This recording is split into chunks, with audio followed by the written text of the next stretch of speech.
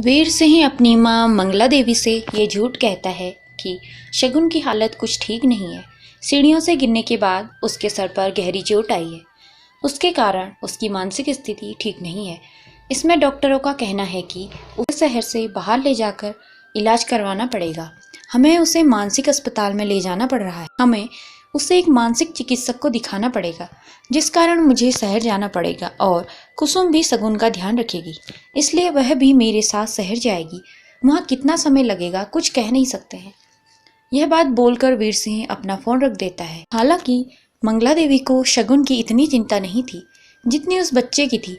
वह भगवान से प्रार्थना कर रही थी कि शगुन का बच्चा सलामत रहे, बस उसे और कुछ नहीं चाहिए। उसे इस बात का अंदाजा नहीं था कि वीर सिंह, कुसुम और शगुन ये सारे कुछ दिनों के लिए नहीं बल्कि लंबे समय के लिए घर वापस ही नहीं आएंगे। वक्त गुजरते गया और लगभग 2 महीने हो चुके थे। शगुन भी अब धीरे धीरे खुद को संभालने लगी थी, लेकिन जब कभी भी उसे अपने बच्चे की याद आती थी उसकी आंखें भर आती थी। हालांकि जैसे जैसे समय बीत रहा था कुसुम की घबराहट बढ़ती जा रही थी। कुसुम अच्छी तरह जानती थी कि उसके अब तक जितने भी बच्चे उसकी कोख में आए हैं वो इस दुनिया में आए ही नहीं। उसे इस बात का डर था कि अगर फिर से कोई परेशानी हो गई तो वह क्या करेगी। वो भगवान से रोते रोते कहती कि वो इस बच्चे को खोना नहीं चाहती थी। वह हर रोज भगवान से उसके लिए प्रार्थना कर रही थी। वहीं वीर सिंह की भी घबराहट बढ़ती जा रही थी। उसने अपनी माँ से झूठ बोला था, लेकिन उसने एक फैसला कर लिया था कि इस बार वह किसी के साथ कुछ गलत नहीं होने देगा। लेकिन दूसरी तरफ मंगला देवी को यह शक हो रहा था कि वीर सिंह इस बार उससे कुछ न कुछ छुपा रहा है। इसलिए मंगला देवी अपने एक आदमी को वीर सिंह पर नजर रखने के लिए कहती है। 2-3 दिन वीर सिंह पर नजर रखने के बाद उस आदमी को ही पता चल जाता है कि वीर सिंह ने अपनी माँ से झूठ बोला है और शगुन और वीर सिंह शहर में ही हैं और कुसुम भी उनके साथ है। एक रात वो आदमी वीर सिंह व कुसुम पर नजर रखता है और उसे इस बात का सच पता चल जाता है कि शगुन अब कभी माँ नहीं बन सकती और कुसुम माँ बनने वाली है। यह बात वह फौरन मंगला देवी को जाकर बता देता है। मंगला देवी इस बात से बेहद नाराज हो जाती हैं कि उन तीनों ने इतनी बड़ी बात को और इतना बड़ा राज छुपा रखा है। उसे अब किसी बच्चे की कोई खुशी नहीं बाकी रह गई थी। उसे सिर्फ अपना गुस्सा नजर आ रहा था। उसे इस बात की बेहद नाराजगी थी कि आखिर इस बार उनके बेटे ने भी उनसे झूठ बोला। क्या वजह थी झूठ बोलने की? मंगला देवी जानना चाहती थी। वह फौरन वीर सिंह को फोन करती हैं और वीर सिंह से कहती हैं, बहुत अच्छा झूठ बोला है तुमने, पर मैं तुम्हारा सच जान चुकी हूँ। अच्छा यही होगा तुम लोगों के लिए कि तुम लोग हवेली वापस आ जाओ। मैं अच्छी तरह जानती हूँ कि न शगुन पागल है और न वह कभी माँ बन सकती है। अब तो मुझे उससे कोई उम्मीद ही नहीं है, तो उसके लिए प्रार्थना करने से कोई फर्क नहीं पड़ता। और कुसुम, उससे तो मैं यहाँ आने के बाद ही बात करूंगी। वीर सिंह बेहद घबराया हुआ था। समझ नहीं आ रहा था कि आखिर उसकी माँ मंगला देवी को इतना बड़ा सच कैसे पता चला, लेकिन वीर सिंह मजबूर था। मंगला देवी की धमकी देने पर वीर सिंह अपनी दोनों पत्नियों को लेकर सीधा हवेली पहुंच जाता है और तीनों लोग हवेली की दहलीज लांघ रहे होते हैं कि अचानक मंगला देवी उन तीनों को वहीं रोक देती है और कहती है कि जिसकी ज़रूरत है इस हवेली को वो ही अंदर आएगा। वीर सिंह कहता है, माँ आप हमें समझने की कोशिश करो, हम मजबूर थे, हम क्या बताते आपको कि आपका बरसों पुराना सपना टूट गया है। क्या हालत होती आपकी और सबकी। माँ, जो इस दुनिया में आया ही नहीं है उसके लिए इतनी नाराजगी क्यों माँ? मंगला देवी कहती हैं, तुम खामोश रहो वीर सिंह, मुझे अच्छी तरह पता है तुम्हें किसने समझा है, किसकी मदद से तुम इतनी बड़ी चाल चल पाए हो। इस कुसुम की वजह से ना, क्योंकि इस औरत ने इतना बड़ा राज छिपा कर रखा है। ये नहीं सोचा कि ये राज तो छिपा लेगी, पर अपने पेट को और अपने बच्चे को कहाँ छिपाएगी। तुझे तो ये बातों में उलझा सकती है, पर मुझे नहीं। मैं इसकी रग रग से वाकिफ हूँ। शक तो मुझे बहुत पहले समय से था कि ये माँ बनने वाली है, पर जानते हो मैंने इससे क्यों कुछ नहीं बोला, क्योंकि मुझे इस औरत के बच्चा पैदा होगा इस बात की कोई उम्मीद ही नहीं है। अरे ये मनहूस बच्चा पैदा करना जानती होती तो मैं तेरी शादी दूसरी ही क्यों करती। मेरी क्या दुश्मनी थी इस करमजली से। मुझे अच्छी तरह पता था जब से ये शादी हुई है तब से इस मनहूस के पर निकल आए और ये मुझसे बदला लेना चाहती है ना। जो मैंने तेरी शादी शगुन से कराई थी, इस बात का मैं तो अब चाहती ही नहीं कि इसकी कोख में इस हवेली का चिराग हो। ऐसे मनुष्य संतान दुनिया में ही ना आए तो अच्छा है। कुसुम मंगला देवी की बात सुनकर बेहद दुखी और उदास हो जाती है और मंगला देवी से अपने हाथ फैलाकर भीख मांगती है कि वो उसके बच्चे के लिए कोई गलत शब्द ना बोले और उसे खुशी खुशी इस दुनिया में आने दे। और अगर इस बार भी उसका बच्चा इस दुनिया में नहीं आया तो वो इस हवेली को छोड़कर कहीं दूर चले जाएगी और कभी अपना मुंह नहीं दिखाएगी। मंगला देवी कहती हैं, ठीक है, जो तुम्हें माफ़ किया, लेकिन तुम्हारी उम्मीद अगर टूटी और बच्चा इस दुनिया में नहीं आया तो मैं तुम्हारे साथ वो करूँगी जो तुम कभी नहीं सोच सकती। वहीं दूसरी ओर शगुन मंगला देवी के रूप को देखकर बेहद डरी और सहमी थी। मंगला देवी शगुन को उसका हाथ पकड़कर घर से निकालने लगती हैं और कहती हैं, तुझसे तो कोई उम्मीद ही रखनी बेकार है। तू तो 5 हो चुकी है और अब तू कभी माँ नहीं बन सकती है। मेरी हवेली में नौकरों की कोई कमी नहीं है। मैं तुझे रोटी नहीं खिला पाऊंगी, इसलिए अभी यहीं से निकल जा। मैं तेरा चेहरा भी नहीं देखना चाहती हूँ। तू तो अपनी पहली संतान को ही खा गई।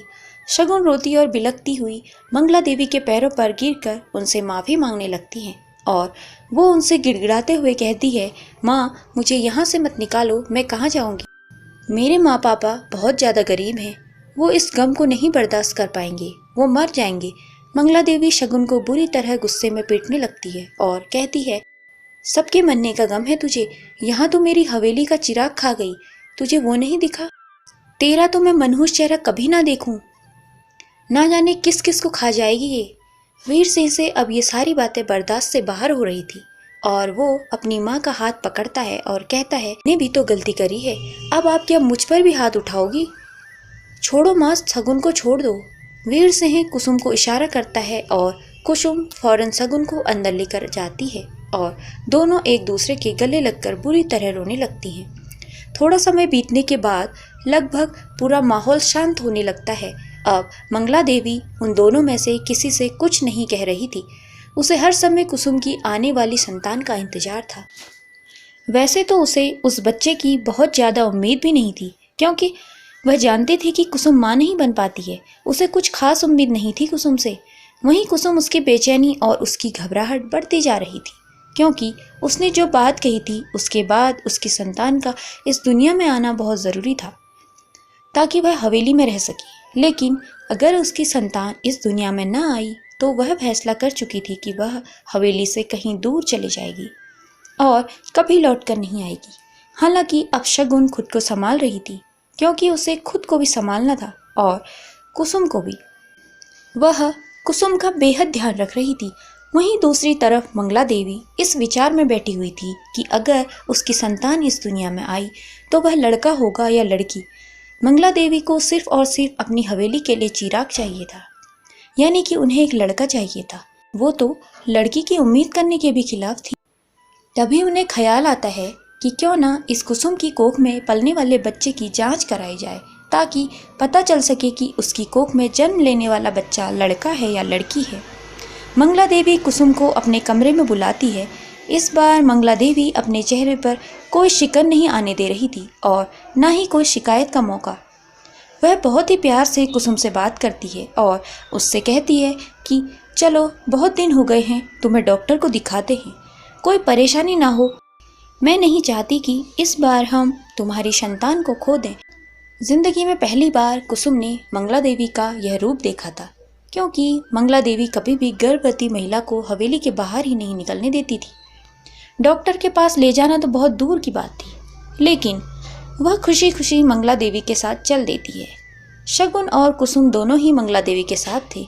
शगुन के लिए भी ये नया मौका था कि वह मंगला देवी के भरोसे को जीत सके। वह कोई भी गलती नहीं होने दे रही थी जिससे उन्हें कोई शिकायत का मौका न मिले। मंगला देवी जैसा कहती थी शगुन सब वैसा ही करती थी।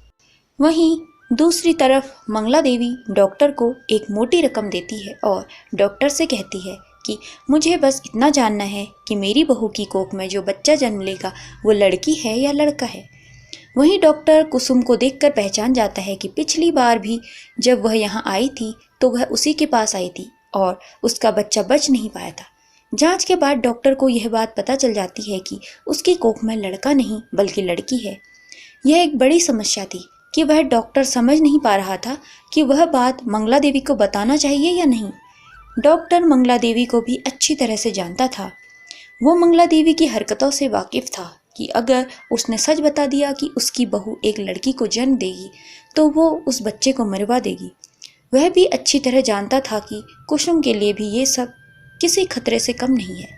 डॉक्टर समझ जाता है कि इस बार किसी तरह कुसुम की संतान हो गई तो ये उसके लिए उसकी पहली संतान होगी। इस बार डॉक्टर को उसके बच्चे के सारे हालात ठीक लग रहे थे। डॉक्टर कुसुम की हालत देखकर मंगला देवी से झूठ बोल देते हैं कि इस बार आपके घर लड़का होगा। मंगला देवी इस बात से पागलों की तरह खुश हो जाती हैं और कुसुम को अपने साथ वापस ले जाती हैं। मंगला देवी डॉक्टर की बात सुनकर बेहद खुश थी। उन्हें पता था कि अब उन्हें अपने चिराग का ज़्यादा इंतजार नहीं करना पड़ेगा। देखते ही देखते समय बीतता जा रहा था और डॉक्टर बार बार मंगला देवी से कहता था कि कुसुम का केस बहुत ही सीरियस है, उससे ज़्यादा काम की उम्मीद ना रखें। कुसुम को आराम की ज़रूरत है, उसे आराम करने दो। अगर ज़रा से भी कोई समस्या हो गई तो उसके बच्चे को और उसे बचाना बहुत मुश्किल हो जाएगा। लेकिन मंगला देवी पुराने ख्यालात वाली थी। कुसुम ऐसा करो, कुसुम वैसा करो, वो ऐसा करो। मंगला देवी कुसुम से सारे काम करवाती ही रहती थी। बेचारी कुसुम मजबूर थी, उसके पास कोई और रास्ता ही नहीं था। वह चुपचाप मंगला देवी के बताए हुए रास्ते पर चलती रहती थी। देखते ही देखते उसका 9वां महीना भी लग जाता और अब वह वक्त बेहद करीब था जब उसे अपने बच्चे के आने की खुशी हो रही थी। अब किसी भी पल बच्चा जन्म ले सकता था। एक दिन कुसुम रसोई में खाना बना रही थी और अचानक उसे बहुत देर तक खड़े होकर काम करने की वजह से चक्कर आने लगते हैं और उसे बुरी तरह दर्द शुरू हो जाता है। शगुन रसोई के सामने से ही गुजर रही थी। वो कुसुम को उस हालत में देख लेती और वो मंगला देवी से उसे अस्पताल ले जाने के लिए कहते हैं, लेकिन मंगला देवी कुसुम को अस्पताल ले जाने से मना कर देती है। मंगला देवी कहती हैं उसे कहीं अस्पताल ले जाने की ज़रूरत नहीं है, जो होगा घर पर ही होगा। बच्चा घर पर ही होगा, अस्पताल में नहीं होगा। मैं अभी किसी को कहकर ही पास की दाई को बुलाती हूँ। तुम कुसुम को किसी तरह कमरे में लेकर जाओ और हाँ, वीर सिंह को फ़ोन करके कुसुम की हालत के बारे में बता दो कि कुसुम की हालत बुरी है। शगुन मंगला देवी की बात सुनकर कुसुम के लिए थोड़ी सहम जाती हैं और घबरा जाती हैं। उनके पास कोई और रास्ता नहीं होता। शगुन कुसुम को कमरे में ले जाकर बिस्तर पर लिटा देती है। कुसुम को बहुत ही असहनीय दर्द हो रहा था। उसका दर्द बढ़ता ही जा रहा था। वहीं दाई को आने में बहुत समय लग रहा था। शगुन परेशान होती जा रही थी। वह वीर सिंह को फ़ोन करके कहती है, देखिए कुसुम दीदी की हालत बहुत बुरी होती जा रही है। उन्हें सांस लेने में भी बहुत तकलीफ हो रही है। बुरी तरह दर्द हो रहा है और उनका दर्द बढ़ता ही जा रहा है। और माँ जी भी दीदी को अस्पताल ले जाने से मना कर रही हैं। घर में कोई दाई भी बहुत देर से आई नहीं है, कहीं दीदी को कुछ ना हो जाए। वीर सिंह फौरन अपना काम छोड़कर हवेली पहुंचता है और कुसुम और शगुन को अपने साथ अस्पताल ले जाता है।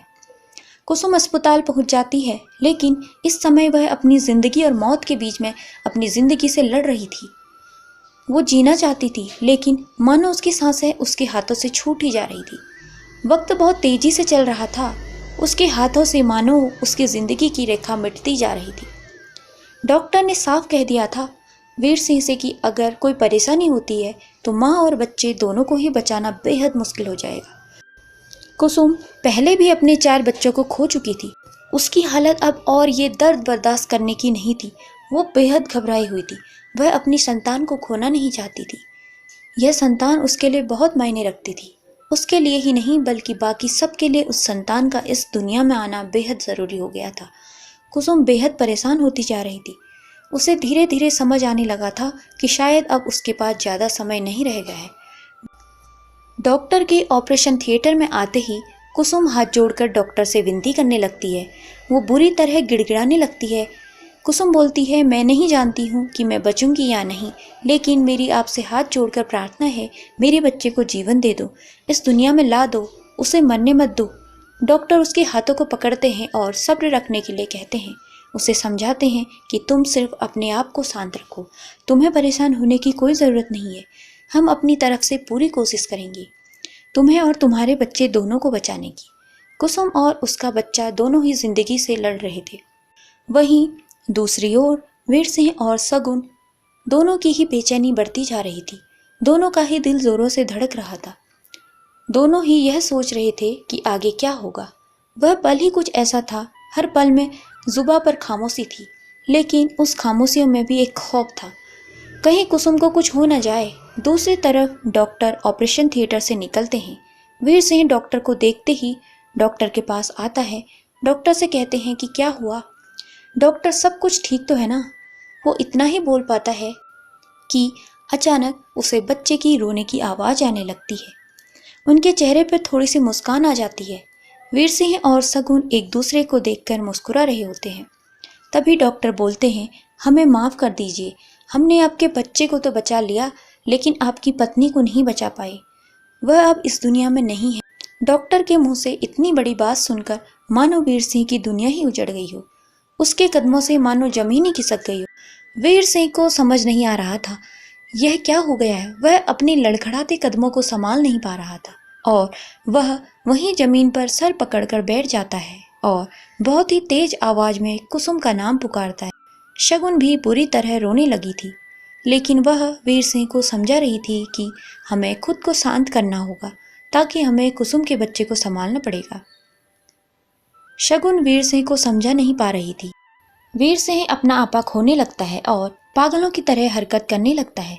शगुन जब अंदर जाती है तब नर्स उसे कुसुम के छोटे से बच्चे को शगुन के हाथ में दे देती है।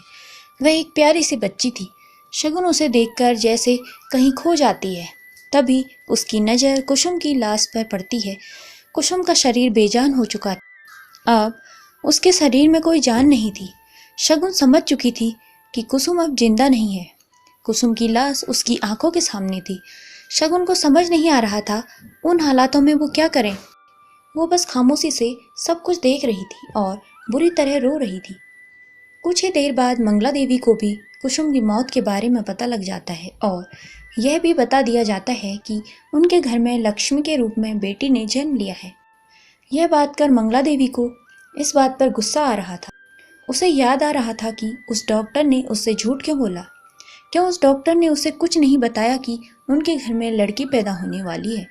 मंगला देवी को इस बात से फर्क नहीं पड़ता था कि कुसुम अब इस दुनिया में नहीं है। उसे तो कुसुम से कोई मतलब ही नहीं था। उसे तो केवल अपने चिराग से मतलब था। लेकिन उस घर में, उस हवेली में वह सिर्फ और सिर्फ एक लड़के को चाहती थी। लेकिन उस लड़की के जन्म लेने के बाद मंगला देवी बहुत गुस्से में आ जाती है। उसे अपने गुस्से के आगे कुछ भी दिखाई नहीं देता है और वह सगुन से फ़ोन करके कहती है, कोई ज़रूरत नहीं है उस बच्ची को लाने की। जहाँ उस औरत को दफन करना वहीं उसकी बच्ची को भी दफन कर दो। मुझे घर का चिराग चाहिए। वह लड़की घर का चिराग कभी नहीं बन सकती। मैं उसे अपने घर का चिराग नहीं बना सकती हूँ। तुम्हें उसे जहाँ ले जाना है ले जाओ, लेकिन उसको यहाँ हवेली में मत लाना। मैं उस बच्ची का मनहूस चेहरा भी नहीं देखना चाहती हूँ। देखो तो कितनी मनहूस होगी वो, जो लड़की को पैदा होते ही अपनी माँ को खा गई। और अगर तुम्हें भी तकलीफ हो रही है इस बात से तो तुम भी घर मत आना। मंगला देवी की यह बात सुनकर शगुन बुरी तरह से सहम जाती है। उसे समझ नहीं आ रहा होता है कि कोई कितना बुरा हो सकता है किसी के लिए। पर वीर सिंह के साथ शगुन हवेली वापस लौट कर आ जाती है। हवेली में चारों ओर गम का माहौल था। सभी की आंखों में आंसू थे और खासकर शगुन के हाथों में वह बच्ची जिसने अभी कुछ ही समय पहले जन्म लिया था। उसने अपनी माँ को खो दिया था। वो तो इस बात से अनजान थी कि इस दुनिया में उसकी माँ अब नहीं रही।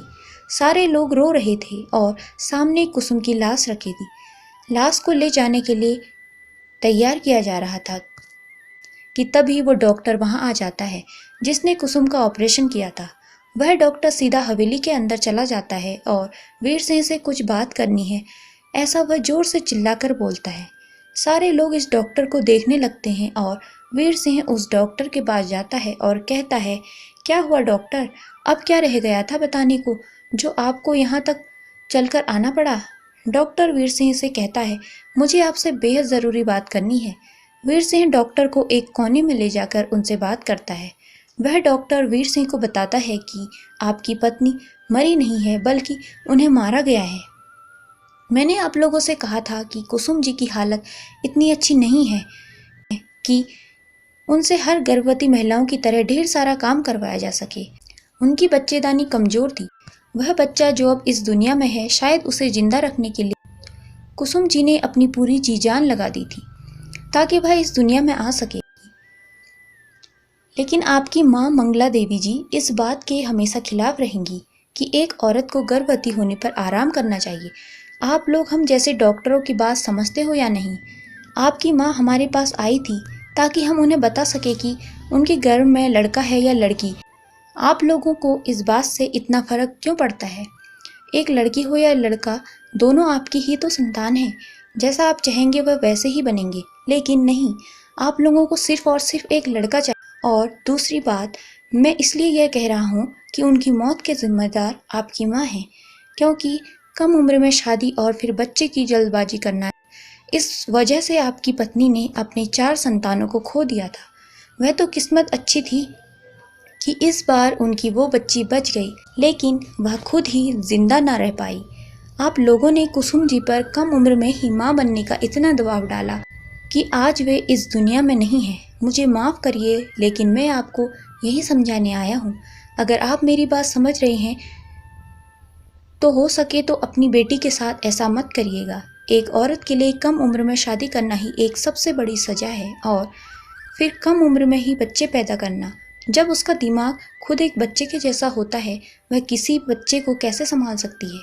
आप खुद सोचो, वो मेरे पास जब पहली बार अपनी गर्भावस्था में आई थी तब उनकी उम्र मात्र 16 साल की थी और 16 साल की उम्र में ही गर्भवती थी।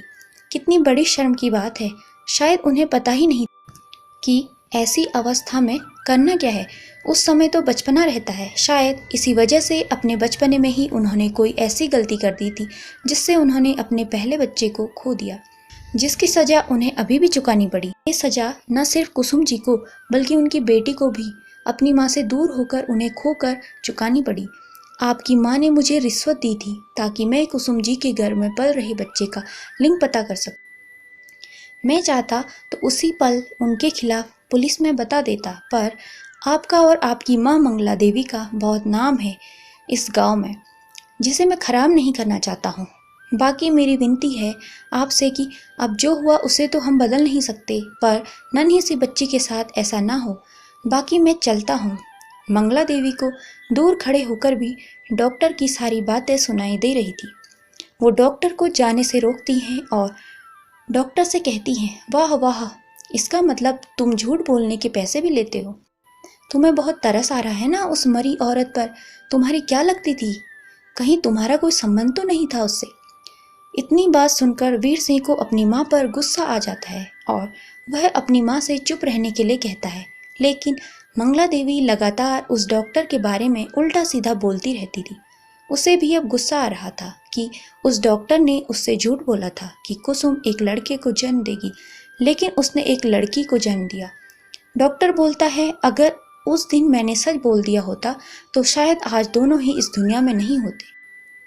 एक और कुसुम जी, उन्होंने आपकी इच्छा को पूरा करने के लिए अपना जीवन दांव पर लगा दिया, और दूसरी ओर आप हैं जो खुद एक औरत होकर एक औरत को नहीं समझ सकती हैं।